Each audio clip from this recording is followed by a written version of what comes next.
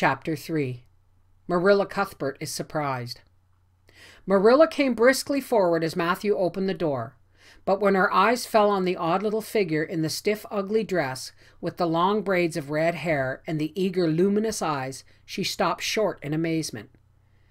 "Matthew Cuthbert, who's that?" she ejaculated. "Where's the boy?" "There wasn't any boy," said Matthew wretchedly. "There was only her." He nodded at the child, remembering that he had never even asked her name. "No boy!"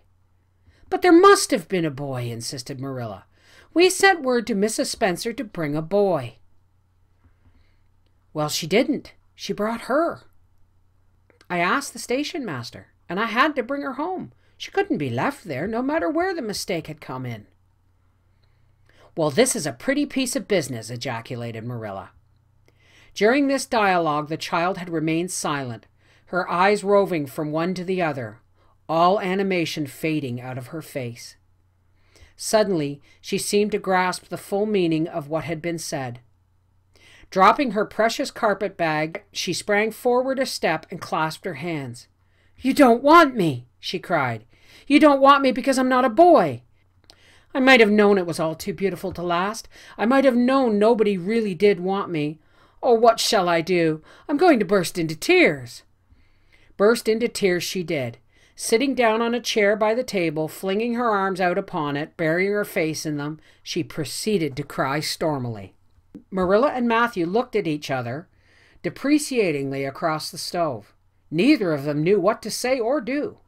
Finally, Marilla stepped lamely into the breach. "Well, well, there's no need to cry so about it."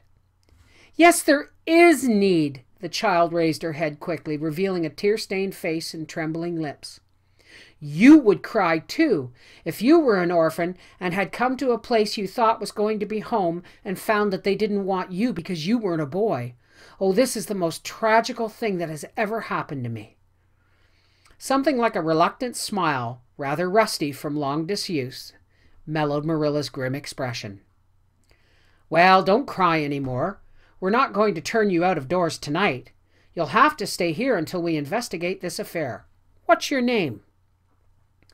The child hesitated for a moment. "Will you please call me Cordelia?" she said eagerly. "Call you Cordelia? Is that your name?" "No, it's not exactly my name, but I would love to be called Cordelia. It is such a perfectly elegant name." "I don't know what on earth you mean. If Cordelia isn't your name, what is it?" "Anne Shirley," reluctantly faltered forth the owner of that name. "But oh, please do call me Cordelia. It can't matter much to you what you call me if I'm only going to be here a little while. Can it? And Anne is such an unromantic name." "Unromantic fiddlesticks," said the unsympathetic Marilla. "Anne is a real good, plain, sensible name. You've no need to be ashamed of it." "Oh, I'm not ashamed of it," explained Anne. "Only I like Cordelia better. I've always imagined that my name was Cordelia at least. I always have of late years. When I was young, I used to imagine it was Geraldine. But I like Cordelia better now. But if you call me Anne, please call me Anne spelled with an E." "What difference does it make how it's spelled?" asked Marilla, with another rusty smile as she picked up the teapot. "Oh, it makes such a difference. It looks so much nicer. When you hear a name pronounced, can't you always see it in your mind? Just as if it was printed out. I can, and ANN looks dreadful, but ANNE looks so much more distinguished. If you'll only call me Anne spelled with an E, I shall try to reconcile myself to not being called Cordelia." "Very well, then, Anne spelled with an E. Can you tell us how this mistake came to be made? We sent word to Mrs. Spencer to bring us a boy. Were there no boys at the asylum?" "Oh, yes, there was an abundance of them. But Mrs. Spencer said distinctly that you wanted a girl of about 11 years old, and the matron said she thought I would do. You don't know how delighted I was. I couldn't sleep all last night for joy. Oh," she added reproachfully, turning to Matthew, "why didn't you tell me at the station that you didn't want me and leave me there? If I hadn't seen the White Way of Delight and the Lake of Shining Waters, it wouldn't be so hard." What on earth does she mean? Demanded Marilla, staring at Matthew. She's just referring to some conversation we had on the road, said Matthew hastily. I'm going out to put the mare in, Marilla. Have tea ready when I come back. Did Mrs. Spencer bring anybody over besides you? Continued Marilla, when Matthew had gone out. She brought Lily Jones for herself. Lily is only 5 years old, and she's very beautiful. She has nut brown hair. If I was very beautiful and had nut brown hair, would you keep me? No. We want a boy to help Matthew on the farm. A girl would be of no use to us. Take off your hat. I'll lay it and your bag on the hall table. Anne took off her hat meekly. Matthew came back presently, and they sat down to supper. But Anne could not eat. In vain she nibbled at the bread and butter and pecked at the crabapple preserve out of the little scalloped glass dish by her plate. She did not really make any headway at all. You're not eating anything, said Marilla sharply, eyeing her as if this were a serious shortcoming. Anne sighed. I can't. I'm in the depths of despair. Can you eat when you're in the depths of despair?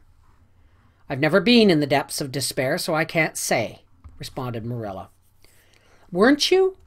Well, did you ever try to imagine you were in the depths of despair? No, I didn't. Then I don't think you can understand what it's like. It's a very uncomfortable feeling indeed. When you try to eat, a lump comes right up in your throat and you can't swallow anything. Not even if it was a chocolate caramel. I had one chocolate caramel once 2 years ago, and it was simply delicious. I've often dreamed since that I had a lot of chocolate caramels, but I always wake up just when I'm going to eat them.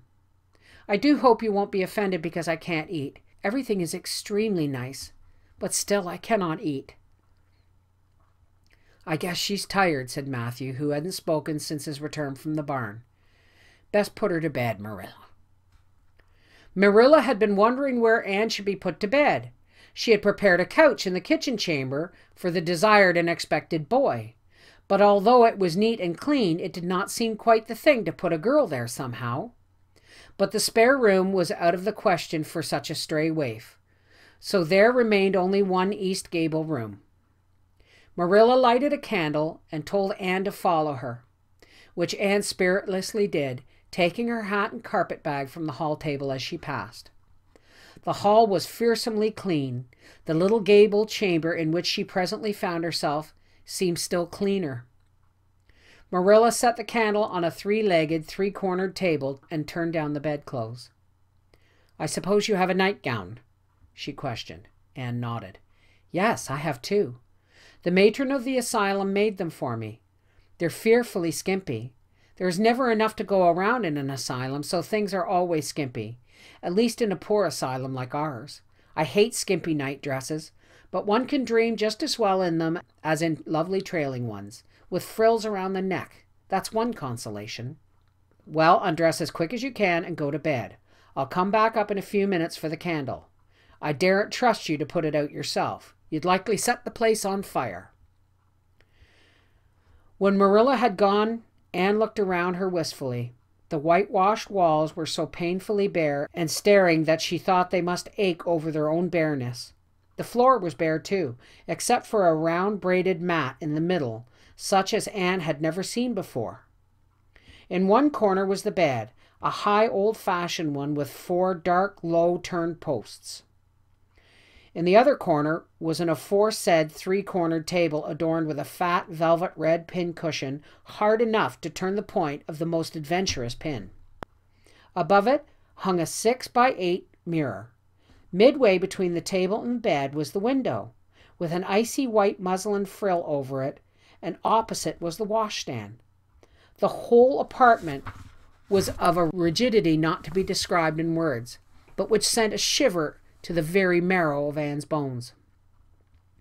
With a sob, she hastily discarded her garments, put on the skimpy nightgown, and sprang into bed, where she burrowed her face downward into the pillow and pulled the clothes over her head. When Marilla came up for the light, various skimpy articles of raiment scattered most untidily over the floor, and a certain tempestuous appearance of the bed were the only indications of any presence save her own. She deliberately picked up Anne's clothes, placed them neatly on a prim yellow chair, and then, taking up the candle, went over to the bed.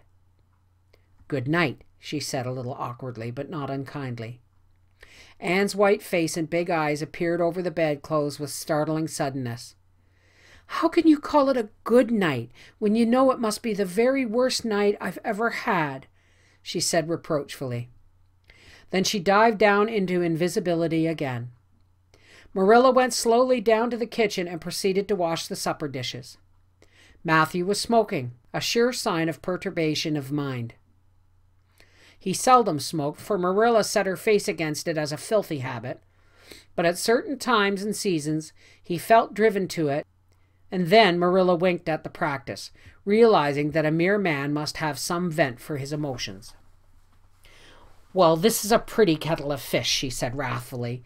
"This is what comes from sending word instead of going ourselves. Robert Spencer's folks have twisted that message somehow. One of us will have to drive over and see Mrs. Spencer tomorrow, that's certain. This girl will have to be sent back to the asylum." "Yes, I suppose so," Matthew said reluctantly. "You suppose so? Don't you know it?" "Well, now, she's a real nice little thing, Marilla. It's a kind of pity to send her back when she's so set on staying here." "Matthew Cuthbert, you don't mean to say you think we ought to keep her?" Marilla's astonishment could not have been greater if Matthew had expressed a predilection for standing on his head. "Well, now, no, I suppose not. Not exactly," stammered Matthew, uncomfortably driven into a corner for his precise meaning.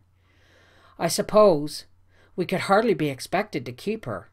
"I should say not. What good would she be to us?" "We might be some good to her," said Matthew suddenly and unexpectedly. "Matthew Cuthbert, I believe that child has bewitched you. I can see as plain that you want to keep her." "Well, now, she's a real interesting little thing," persisted Matthew. "You should have heard her talk coming from the station." "Oh, she can talk fast enough. I saw that at once. It's nothing in her favor either. I don't like children who have so much to say. I don't want an orphan girl, and if I did, she isn't the style I'd pick out. There's something I don't understand about her. No, she's got to be dispatched straight away back to where she came from." "I could hire a French boy to help me," said Matthew, "and she'd be company for you." "I'm not suffering for company," said Marilla shortly, "and I'm not going to keep her." "Well, now, it's just as you say, of course, Marilla," said Matthew, rising and putting his pipe away. "I'm going to bed." To bed went Matthew, and to bed, when she put her dishes away, went Marilla, frowning most resolutely, and upstairs in the east gable, a lonely, heart-hungry, friendless child cried herself to sleep.